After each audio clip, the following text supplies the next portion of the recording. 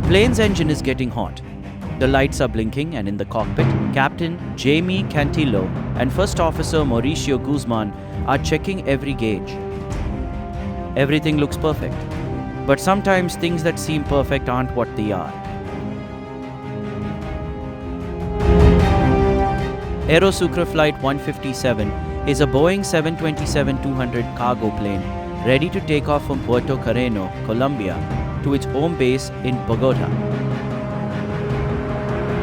It's a routine flight and the weather doesn't seem to be a problem. But there's a strange calm in the air, which often signals a big storm is coming. Captain Jamie adjusts the throttle in the cockpit and says, "Ready for takeoff." And First Officer Mauricio confirms, "Let's go." But this is when small mistakes start to happen, one after another. The flight started its journey very well, and what happened next was unexpected. Was Flight 157 really meant to be its last flight? And the most important question, could this accident have been avoided?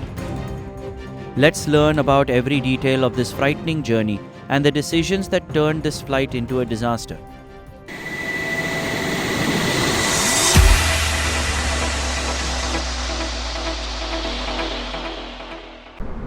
December 20th, 2016. It's a normal day in Puerto Carreño, but this evening at Germán Olano Airport will be unforgettable. This airport, located in a remote area of Colombia, is just a few kilometers from the Venezuela border. The surrounding area is deserted, causing the temperature to drop as night falls. But the engines of Aerosucre Flight 157 are breaking the silence on the runway. This flight, which just arrived from Bogota, has landed at Germán Olano Airport and is now getting ready for the return trip. The flight's cargo is heavy, nearly 19,800 kilograms, meant for export from this part of Colombia. But along with this heavy cargo, there's a big danger that no one seems to realize right now. Captain Jamie Cantillo, who is 58 years old, is in the cockpit controlling the Boeing 727. He has 8,708 flying hours of experience. Sitting next to him, First Officer Mauricio Guzman is 39 years old and has 3,285 flying hours on the Boeing 727. Besides them, flight engineer Pedro Duarte is 72 years old and is still part of this flight at his age. They have thousands of hours of experience, but fatigue from age and sticking to old habits may put this flight in trouble. As the cargo is being loaded, the crew members are completing their pre-flight checks.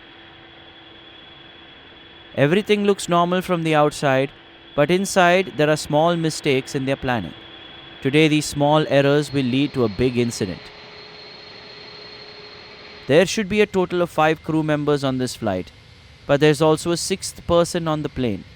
The surprising thing is that there are no papers or records for this person. He is just an unknown passenger. The crew knows that this journey won't be easy. The flight is overweight and the runway is short. But on paper, everything looks fine. The planning is complete and checks have been done. Meanwhile, the process of pushback and taxiing the plane to the runway begins.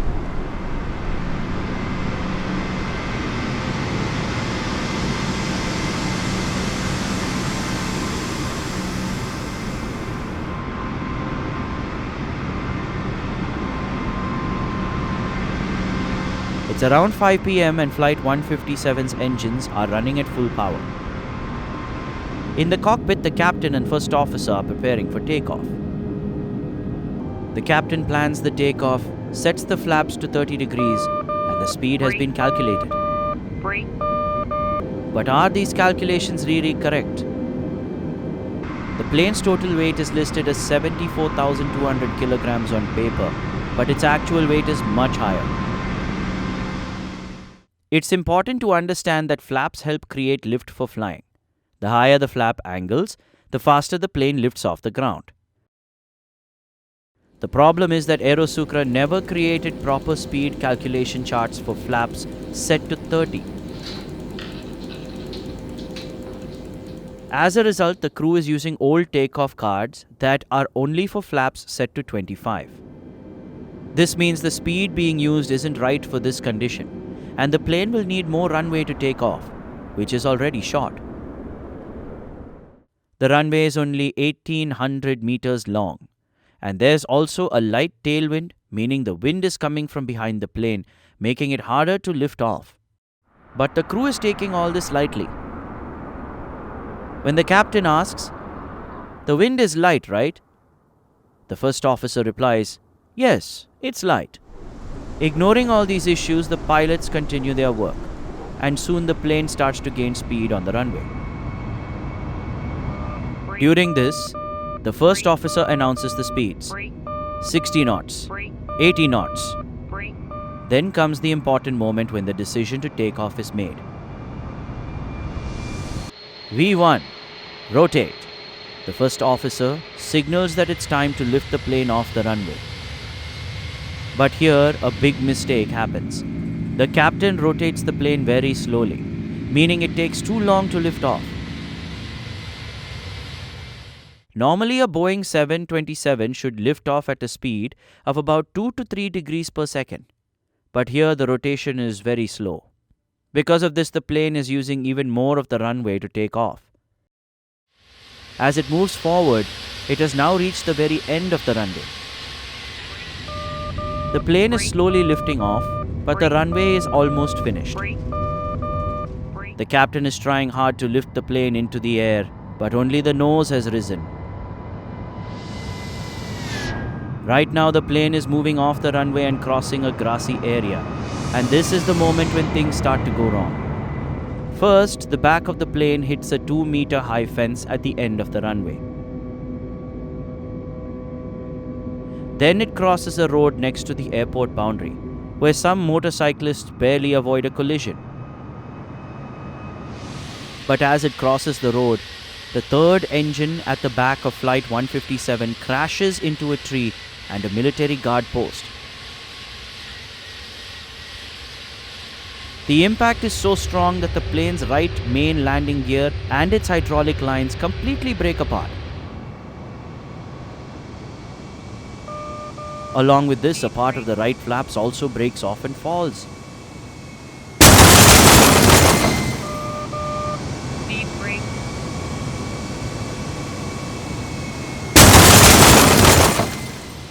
The pressure in the plane's hydraulic systems keep dropping, and now the steering system isn't working properly. The hydraulic system is the one that helps operate the plane's flight controls, such as steering, brakes, and landing gear. After all this, the plane finally lifts off, but it's now almost completely out of the cruise control. Warning alarms in the cockpit are blaring loudly, and emergency signals are coming from all directions. Terrain, pull up, pull up. The captain's heart is racing as he tries to figure out how to regain control of the plane.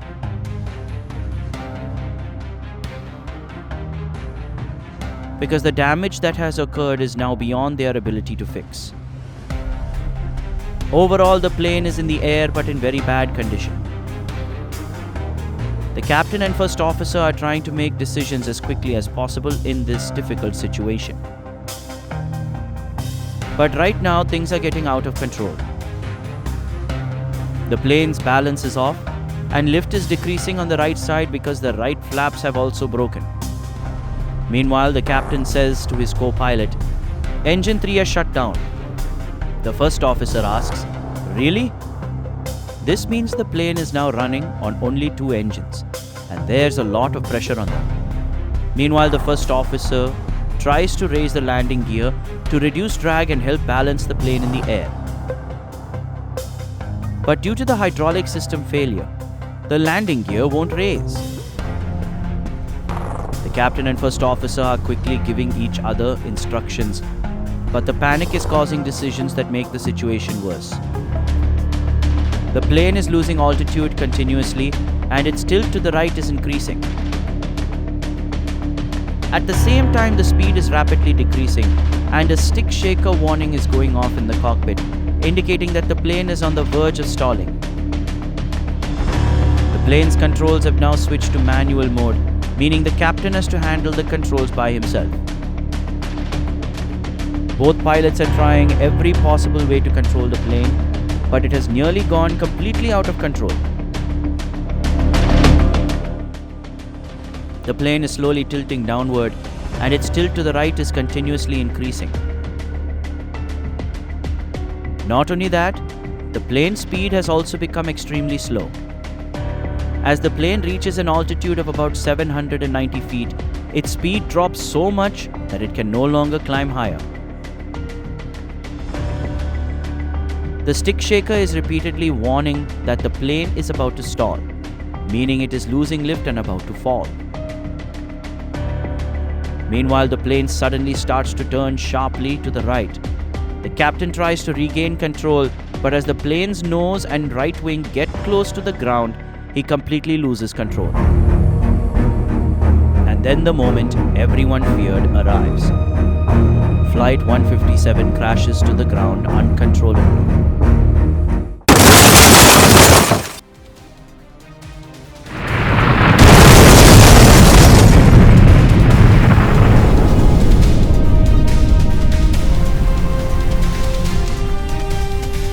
First, its right wing and nose hit the ground, and as this impact occurs, there's a loud explosion throughout the plane. The fuel tank immediately catches fire, resulting in large flames shooting up. Although the cockpit section separates from the plane upon impact, the people inside have already lost their lives due to the violent crash. 4 people die on the spot in the accident, while 1 crew member later succumbs to injuries in the hospital. Surprisingly, the mechanic somehow survives this disaster. Despite being injured, he manages to escape from the burning wreckage of the plane. The rescue team arrives at the scene immediately, but there's nothing left to save in the disaster. As news of the incident breaks, an investigation begins, and the truths that emerge are even more shocking. In fact, Aerosucre airline has a poor record. This is not the first time an accident has occurred with this airline. In fact, Aerosucre's entire history is filled with such incidents, where rules have often been ignored by the airline. The investigation reveals that the plane was overweight, the speeds used for takeoff were incorrect, the crew used old takeoff charts and did not calculate the correct speeds for flaps set to 30. Because of this, the plane needed more runway, which was not possible on this short runway. Additionally, the light tailwind made takeoff even more difficult. The plane did not get the necessary lift to take off, and this was the main reason for the accident. The most shocking part was that Aerosucre did not have permission to operate this Boeing 727 at Sherman Olano Airport. Knowing that the runway's length and strength were not suitable for such a heavy plane, the airline still chose to operate it there. The investigation also revealed that the failure of the hydraulic system worsened the situation. Additionally, the crew was unable to activate the standby rudder hydraulic system, which was essential for handling the plane in such a situation. Investigators' reports indicate that if Aerosucre and the Civil Aviation Authority had properly followed their rules, this accident could have been avoided. But when small rules are ignored, no one can prevent a major accident. The crash of Flight 157 reminds us that in the world of aviation, margins are very small. And if those margins are not respected, the consequences can be dangerous.